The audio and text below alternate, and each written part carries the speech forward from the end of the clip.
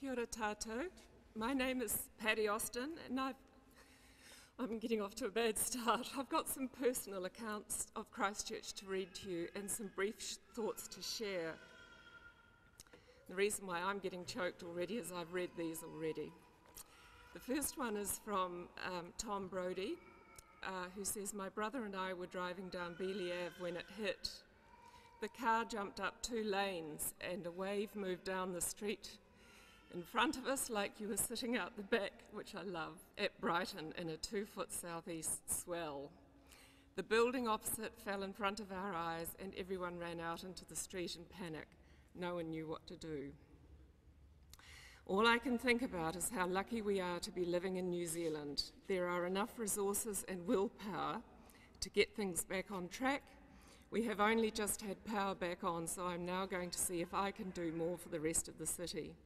It's going to be a totally different place from here on in, but still a sweet little part of the world. I think with continued support, there are enough stalwarts here to get Christchurch back on its feet."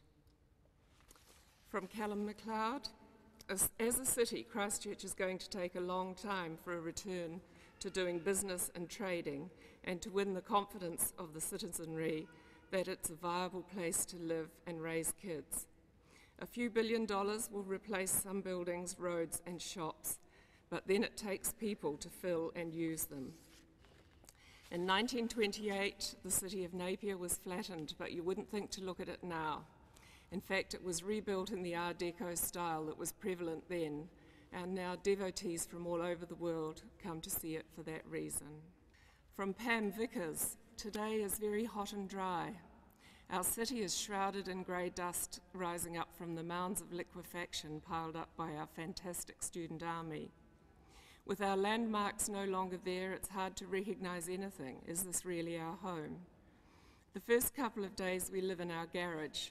The aftershocks are bad, and with each one my stomach jumps into my throat and I let out a yelp. With every shock, I'm taken back to where I was when the big one hit. The Cathedral Cafe, ground zero for all of the destruction. We find ourselves doing strange things. I stand in the middle of a room piled high with broken debris, and I pick up a screw. I look at it for a long period of time wondering, what is this of? As though in this heap of damaged belongings, I will ever find where it all belongs. It's all headed for the dustbin. Whoever thought we would be living in tents and garages, queuing for water, using a bucket of potting soil for a toilet, and eating cold tinned food. But we're here and we need your help. Thank you for all being together today, but most of all, thank you for caring." And lastly, a few words from me. Like many of you here, I'm clearly grieving for the loss of lives, some of people that I know and many that I don't. For the loss of the lovely heritage buildings which were part of what made our city so special.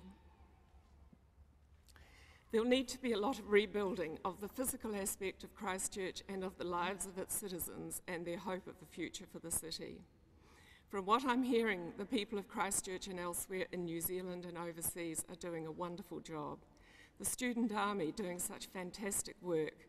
The farmy army, farmers bringing their machines and muscle power to help. And the many small and very precious acts of kindness that are happening every day.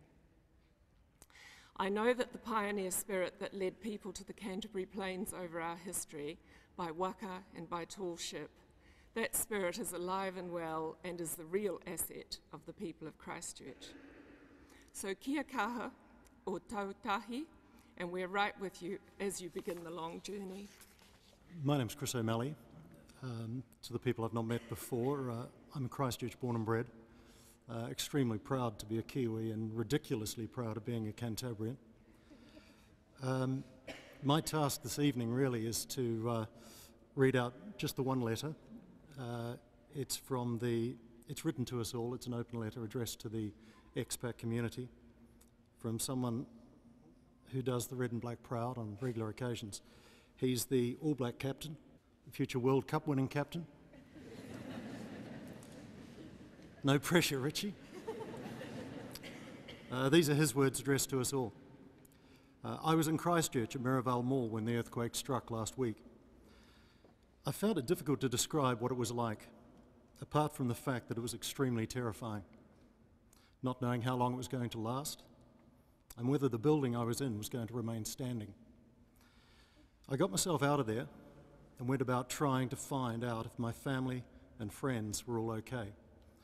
I guess we were all lucky, but as news came in about the disruption in the middle of town and the destruction, the enormity of the broken buildings and the missing people, the mood of everyone I saw was of total disbelief and very sombre. As time went on, there was a feeling of helplessness, as even though we were in the city, we couldn't do a lot to help those trapped, as the experts were doing all they could to help those people. I'm sure there will be those types of feelings from people like yourselves, being on the other side of the world and wondering what it's like and what you can do. One thing I can say is that the offers of support and help from people I've spoken to who aren't here has simply blown me away. Hearing the messages from those as far away as yourselves certainly helps. And I must say the community spirit that's been shown so far in helping one another really makes you proud to be a Cantabrian. I'm sure there are a number of you that have been affected either directly by losing friends or family or know of people losing property. The one thing to note is all of New Zealand have their thoughts and their sympathies with you. Times won't be easy in the coming weeks for anyone, but I know that the offerings of help and a positive attitude will ensure that this great city and country gets back on its feet.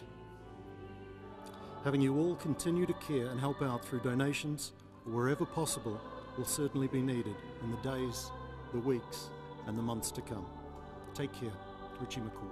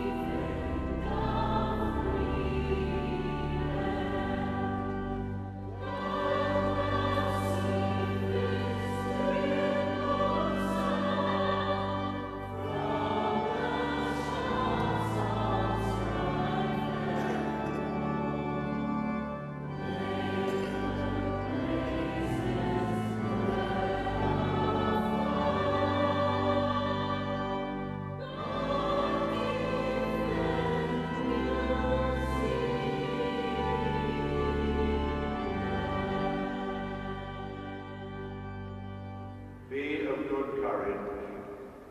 Hold fast that which is good. Render to no one evil for evil. Strengthen the faint-hearted. Support the weak. Help the afflicted. Honor all people. Love and serve the Lord, rejoicing in the power of the Holy Spirit. The blessing of God Almighty, the Father, and the Son, and the Holy Spirit, be with you and those you love, now and